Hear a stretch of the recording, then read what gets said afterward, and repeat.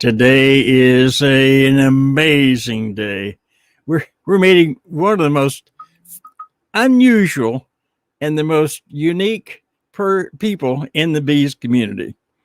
And we're going to learn about him. He's always the one with a smile. He's also always the one with some philosophical differences in not differences, but in quality. And I want to know who this man really is. So let's go find out. This is the Swarm Unplugged podcast, where we get to know the bee social community and encourage others to join us. With hundreds in the community, we want to get to know all of you better. From the newbie to the expert to the project partners, we will be learning who they are and how they can best benefit from Bees Social. I'm Christopher Knight, so let's get started.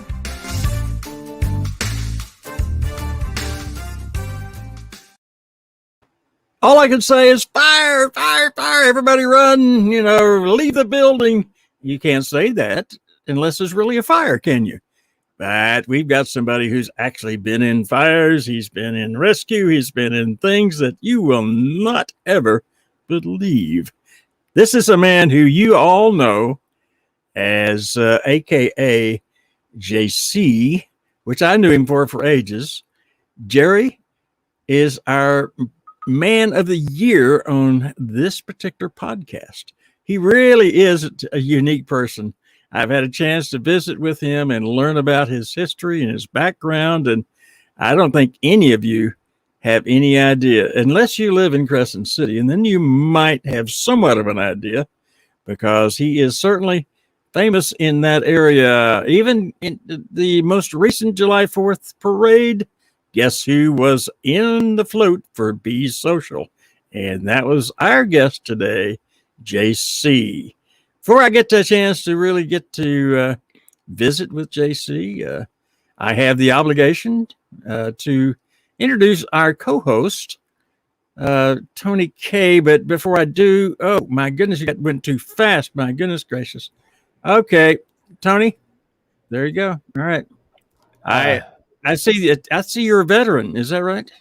I am a firefighter. Yep. And if you look closely, it's Loveland, a firefighter. So Loveland. Yes. And that's Firehouse 453. Is that right? That's right. That's right. And Wow. We're all required to wear braces, which is very inconvenient, very convenient, because our friend today, we share the same passion. We sure do. So in honor of him, doesn't every fireman have to wear suspenders? Isn't that required? Well, yeah. So I don't call these suspenders, but anyway, yeah. But yeah, we'll go along with that. They're suspenders, I guess. Okay. All right. Now tell me your most exciting adventure in your firefighting days, Tony. We're going to have to dedicate a whole show to that. Oh, no. I just want a small snippet. That's all. Come on. Okay, I know you. Well, I'll tell you. I will tell you. I wasn't going to. I was going to save it for the show.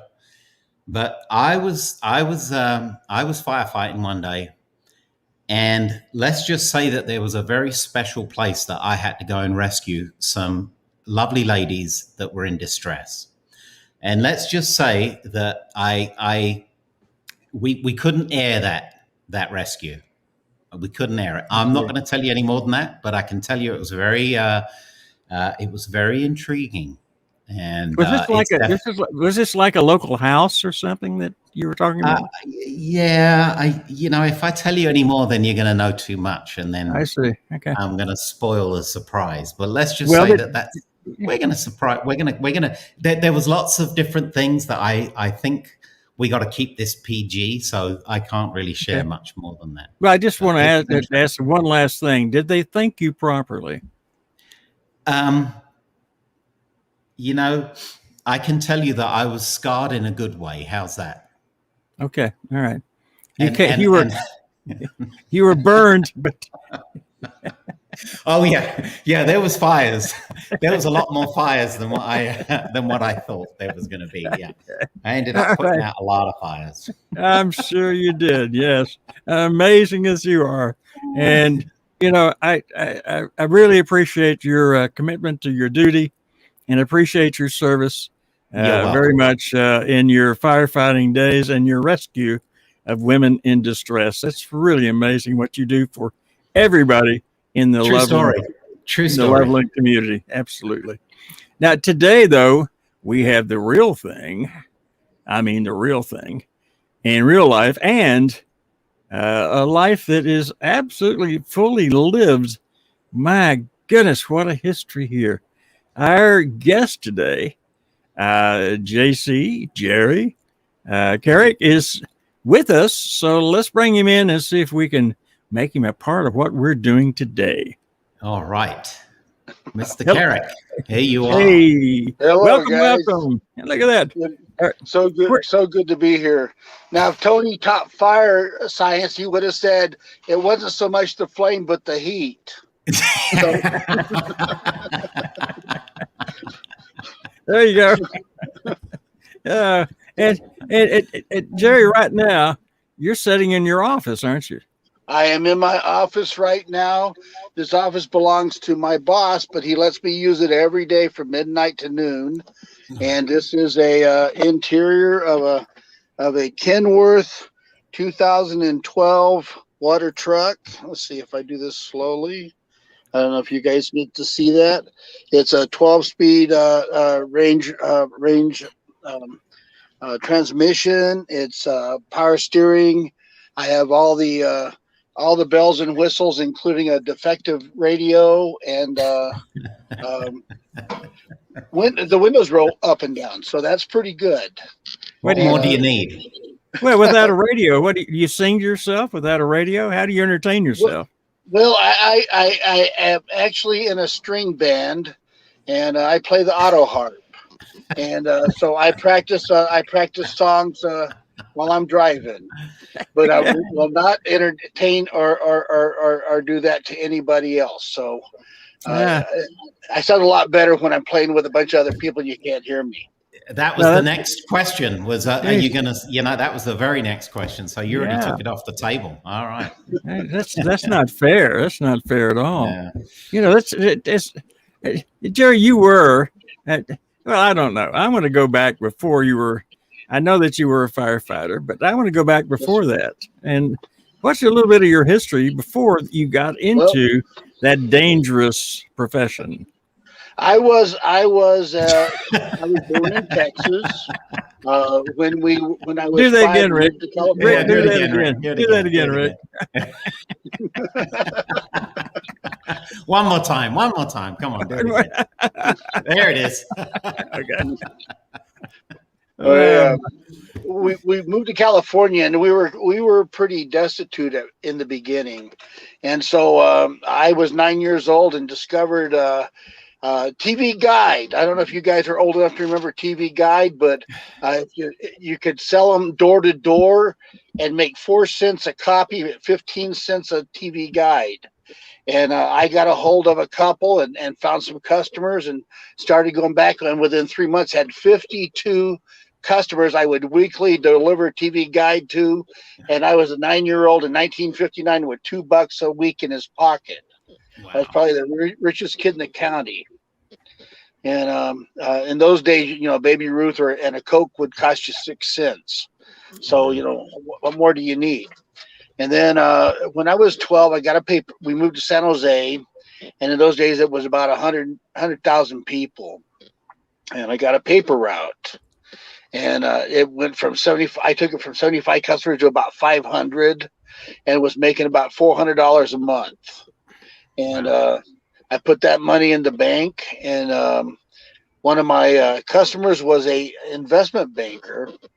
And he and I talked all the time, and I was really kind of interested. And he says, well, what I do is I do money markets, and the French have a bunch of gold certificates that they got from the U.S. government in World War II, and they're going to cash them in. And if you bought some French francs right now, you might make some money. So I bought $2,000 worth of French francs at 8 francs to the dollar. And within 3 weeks, they were worth about 3.5 francs to the dollar. and I cashed them in, and I had a whole bunch of money. And then about 3 months later, the Japanese a little company called Sony, came into America, and I bought some Japanese yen at 360 yen to the dollar. And when I sold it at 120 yen to the dollar, and I had about $16,000 in the bank. And I was 16 years old, and just that year, my family broke up, and I had to get my mom an apartment, and I had to get an apartment for me, and I ended up getting a job at a shoe store, believe it or not, as a stock boy. And I actually made more money than on the paper route. And I stocked. So I went to school 8 to 3, and went to the shoe store 3 to midnight. They gave me a key to the room, and as long as I got all the jobs done, he'd pay me whatever hours I told him, and I made a fantastic 95 cents an hour. And I did so good, I got a raise to $1.05 an hour. And I ended up going to San Francisco. I found a girlfriend. I had paid for her apartment too. And the next thing you know, 18 months later, all my money was gone to let's see, what's that? Sex, drugs, and rock and roll. And and we were going to the Fillmore 2 or 3 times a week. Avalon Ballroom. I got to on Wednesday nights. That summer I got to go to City Lights bookstore and listen to Lawrence Ferlinghetti argue with Alan Watts and a couple of other guys about life, liberty, and the pursuit of happiness, and got my first copy of Naked Lunch, and expanded my mind. And then in 1968, I had a motorcycle accident, which took a lot of my brain power away from me. And it was really funny because when I came to, I was unconscious for 10 days, and the nurse said I woke up one time. I said, "How's my bike? How am I?" And then I said, "I want to be a firefighter." And I had never really wanted to be a firefighter, but in those days I had, in that recklessness that I lived, I accidentally hurt somebody, and I promised my higher power that I would never hurt anybody again. And of course, that was during the Vietnam era, and so I filed as a conscientious objector, and ended up fighting wildland fire for 25 cents an hour. And if it was hazard pay, I got an extra nickel. I got 30 cents an hour. And I did that for 2 years, and ended up working for the U.S. Forest Service after that, and made it my life career. I had, let's see, then, and we were doing a rescue at the turn of the century. And I had a brand new EMT engineer. I gave her my rope so she could, her first retrieval. We had 2 people roll down a 180-foot cliff in a Volvo. And because of all the airbags in it, they both survived beautifully. But I was standing on the cliff face watching everything happen. And the cliff face I was standing on collapsed. So I went down about 30 or 40 feet and did some damage, and I had to retire. So I decided to go to college. I always wanted to go to college, and I never had the opportunity.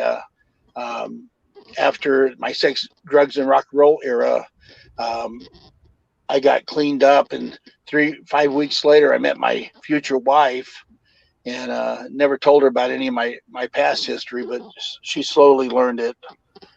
We've been married 50 years. Let's see, got my college degree 10 years ago. I ended up working in a domestic violence shelter for women for 6 years. And let's see, I retired from that in 2016. Richard Hopkins and his wife taught me how to swim. I never learned to swim. And Donna knew how to swim. She taught me how to swim, and we went scuba diving in Mexico. And I'd never done that before, never thought about it until then. But I got back from that, and Richard says, "How'd you like to drive a truck again after 20 years not driving one?" And I said, "Sure." And ended up driving a water truck for him. And let's see, my latest adventure is he taught me how to operate a excavator. 2 months ago. So it just goes to show you, as long as you're open to it, you never get too old. Sometimes I think an old dog can't learn new tricks, but I have a lot of good friends that teach me that I can learn something if I try it. Wow. So other than that, that's about that's the rough draft. Oh, that's a rough draft, all right. But I know that's just the tip of the iceberg with you.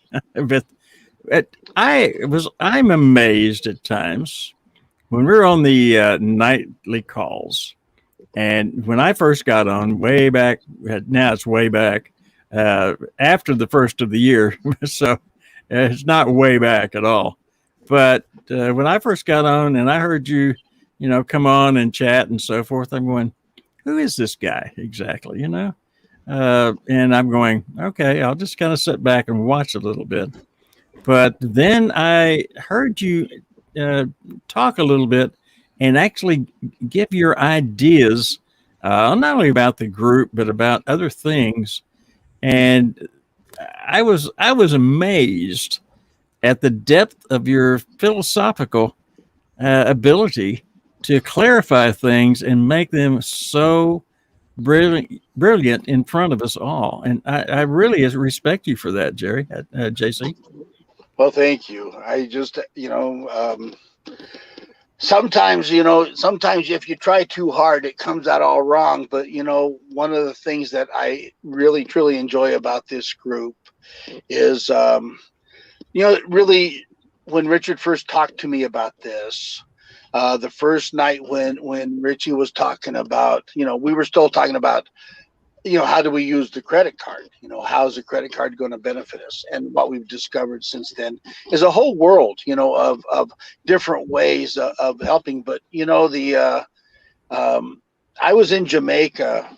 My wife is a midwife, and there was a world midwifery conference, and I've always wanted to go to Jamaica. And so I went, and one of the experiences I had was with one of the doctors, and he used marijuana as part of treatments. He had 143 different species of marijuana. Each one did something different. He also was a full-fledged doctor. He could deal with headaches. He could deal with cancer. He could deal, and one of the things he said is the difficulty with first world countries is they always want to do medical colonialism. And so that triggered in me, what other kinds of colonialism are there, and the issue of helping, people in a village in Africa or in South America.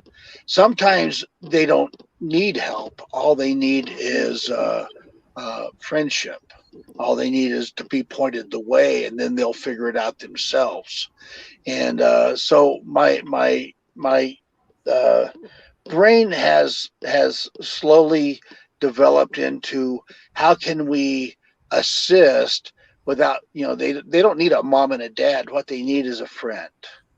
And when you guys first were talking about this thing, what I heard was what a beautiful way of dealing with. We're never going to make the world better. There's always going to be people who will kill and hunt, and there are people who will do damage, and there will be people who, do the obvious malignant things that people do. But there's also a whole lot of people out there that do some really magnificent stuff, and not all of them are magnificent enough to embellish, but they do simple things. They do, how do we do an M2 coin? But it's going to be up to the person to do the mining. I mean, who thought of that? You guys did. You guys did. And this concept of having to do the work, and it's your M2. It's going to be your us. It's going to be your piece of a new world where your children will have shoes and clothes. You can have that extra meal, once a month. And, in Jamaica, 80% of Jamaica is absolute poverty, people living in tin sheds. And the thing that I learned in Jamaica, just like in Mexico, is where the kids go to school, the moms make the kids clothes. Here they are living in this one-room tin shed, and the kids go to school clean and healthy every day, because it's a matter of, not pridefulness, but a matter of expectation that the child will know what cleanliness is and what self-worth is. And that's, the other thing that we talked about, what's the difference between price and worth. We have, everything has a price on it in America, but there are some things you can't buy. There are some things that have a worth beyond that money thing. And what I see in our Opus and Bees social is we have the opportunity to rise above that continually.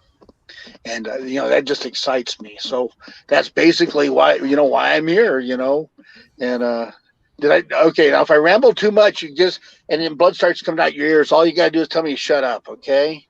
I think Tony can handle that. Can't you, Tony? Everything that you ever share with us, Jerry, is not just insightful and warming and touching. It's with such an incredible amount of depth and insight. And anybody that hears you speak or sees you, you can't help but realize that this guy is so genuine.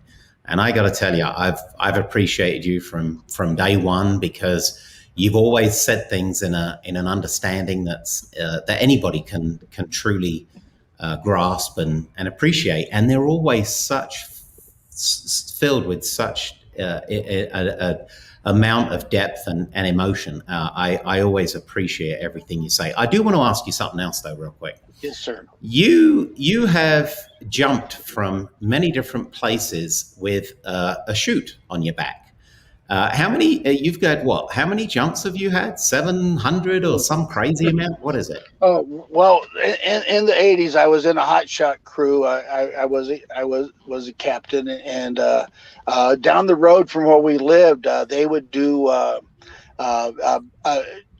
parachutes, and you paid $60 or $75 a day, and all the jumps that you could make, and they packed the chutes. And in one weekend, I got probably 35 jumps in.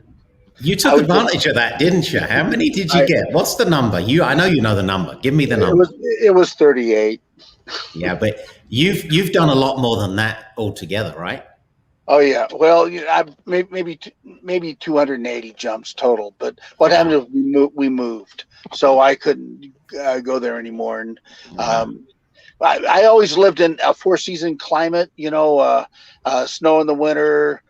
Springtime. Flowers in the fields. Autumn leaves and hot dusty summers. With 105 degree heat. My wife was raised in the Everett, Washington area, and we moved to Crescent City, and she said it's just like home, only warmer.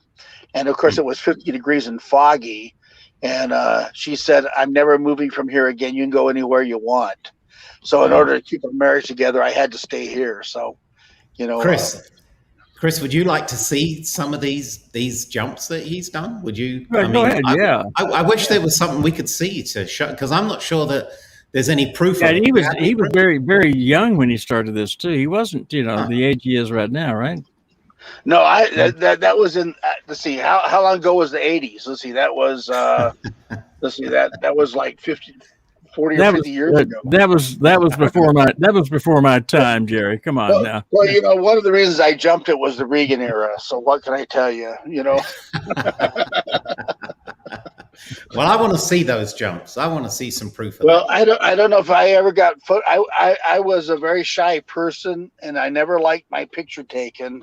I think that's interesting, Jerry, that you said that, because I think we've got something contradictory to that. Uh-oh. Well, I all I can see is me on the screen. So whatever you're showing, I'm safe.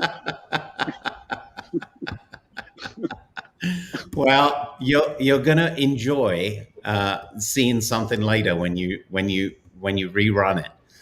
There's a few things you're gonna see. I think we might even have some more proof of him doing Well, some we stuff. do, but why don't we let me stroll out.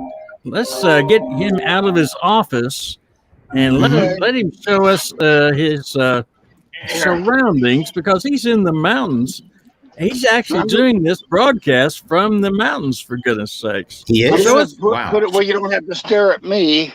Yeah, show us the surroundings. Okay, so here I'm climbing down now. So give me a chance here, old guys. So this is my baby. Here's my water truck.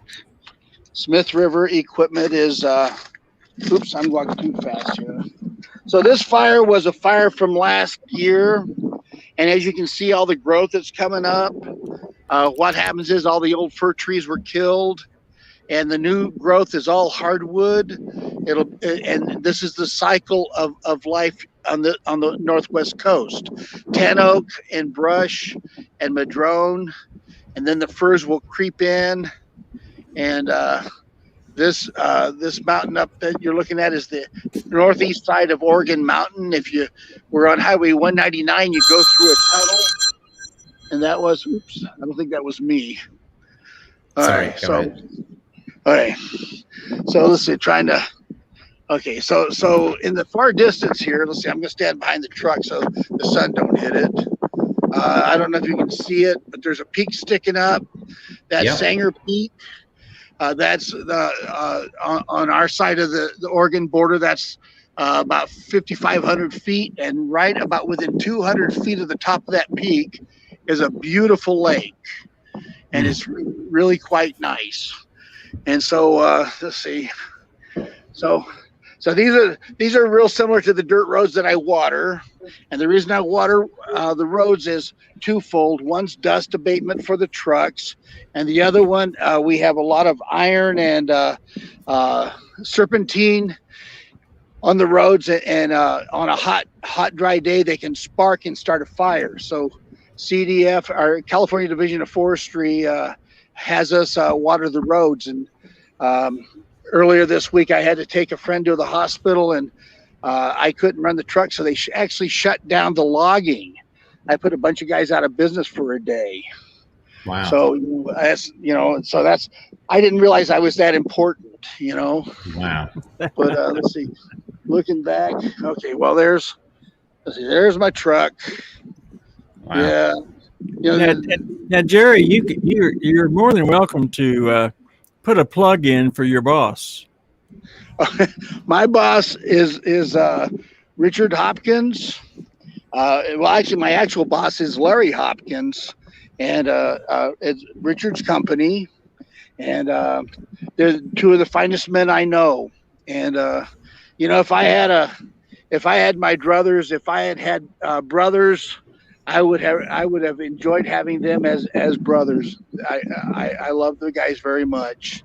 Donna is the office manager, and she's important because she pays my paycheck, so I got to really suck up to her.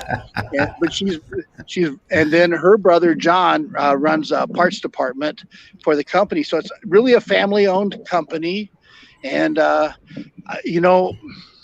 get I didn't have family. My family was very dysfunctional. And when we broke up, we scattered, and I didn't realize how much I would have enjoyed having a family until I saw these guys argue and get fist contests and then love each other and be kind to each other. It was just awesome. And so I've learned a lot from these guys in the last 6 years. So anyway, that's the if I hopped in my truck and drove down the road, I could show you where I draft, but I don't know if you're really interested in doing that. Here, let's see. I'm going to turn the camera around. Well, what I see is early on, you were a investor and also a risk taker. So when you first heard about this, did you have any hesitation about getting involved? Well, one of the things that happened when I was doing this as a teenager is I really liked money. And I realized that I would sell my soul for money. And so I had to say no. I had a girlfriend who did bad drugs, and she got me into them for a little bit. But then when I realized it was too beautiful to be true, and I had to say no, she and I broke up. So money and drugs really relate a lot to me. And so when I started in this, what happened is I was working for Richard, and all the money that I make here. See, I have a retirement with my fire, a fire retirement, and my wife gets all of that. I give that to her, and she makes all the bills, and she has money, and I'm happy. And so when I worked for Richard, this was my money, and it was the first time since I was a teenager that I really thought about investing it, and I've been having just a ton of fun with it. And my wife doesn't get it. So basically what I do is I explain to her that this is invisible money. And so she keeps telling me that as soon as the invisible money becomes real, she'll help me spend it. So I'm sure that's true. I'm sure. There's an end game. Yeah. But, Tony, there's always an end game, but I think there's some special things about him that could be valuable. What do you think? I would love to know more, see more, and hear more. Let's rock and roll. Let's see.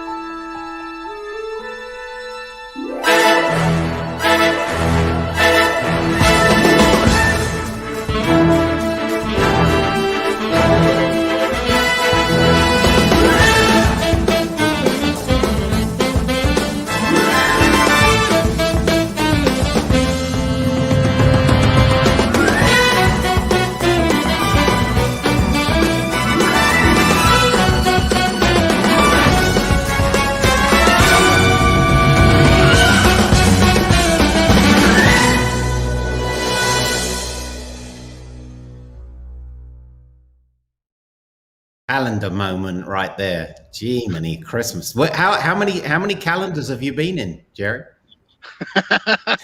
I'm not a calendar kind of person. The fireman's calendars. Yeah, I remember those. Don't you? Yeah. No, sure. I was either too skinny or I was a runner. And so my firefighting would be how many hours could you go? And I think my longest shift I ever worked was about 78 hours. Wow. And then 30, 48. And of course, times change and they don't let people do that anymore. So I actually had the best of all the possible worlds there was, And wow. One time, we had a bunch of lightning strikes in Montana. I was given 3 guys, and the 4 of us hiked over 200 miles, hitting close to 30 lightning strikes and putting them out. Wow.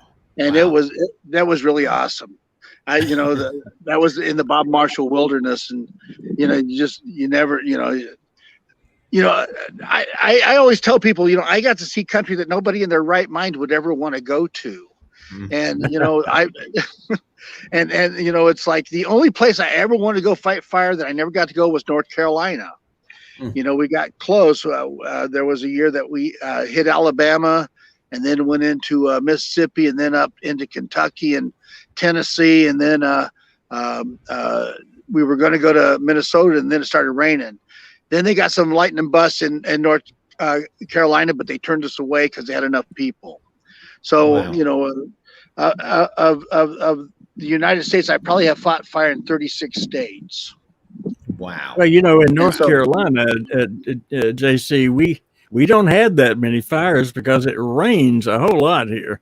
So it really tamps down the possibility of fire, to say the least. Well, Crescent City, Delaware County actually is very much a lot like North Carolina. This area was called the asbestos forest until last year. Hmm. And then it wasn't. So you never know. Yeah. Yeah. But nature is a force to be reckoned with. All right, now I've got to know this. You've had all these adventures. You've jumped out of planes that were perfectly good planes, which is ridiculous to me. But you've done that. You've jumped into fire zones, everything else. I always want to know, what's the event that stands out in your mind that you thought maybe you'd never survive? Well, that was one of the first fires I was ever on. It was called the Romero Fire, and it was just south of Santa Barbara. And they were having what they call sundowner winds, which are desert winds that come sweeping in just about the Pacific Ocean heats up a little bit, and then it starts rise, and then the air from the inland is sucked in to take its place, and it creates a wind event close to anywhere between 50 and 100 miles an hour. And we were on a hilltop moving into some power lines, and we had 3 dozers punching a trail ahead of us, and the sundowner came in, and there's 240 of us on this ridge line. And when the fire kicked up, one of the dozers made it out. 2 of the dozer operators and the 2 dozer bosses were killed. They wouldn't turn around. They couldn't see the fire coming over the top of them. The power lines that go into LA come down that, and they're about 150 feet tall, and the flame links were roughly 3 times as taller than that. And when it came over the top of us, we had one dozer that we had plowed about 6 blades wide, and 240 people laying down, and the fire went over the top of us, and the whole sky just turned ruby red. And it was so red that all you had were black silhouettes. And it was about 80 degrees on the ground, and out of curiosity, I stuck my hand up in the air about 18 inches, and I burned off the ends of my 3 fingers on my left hand.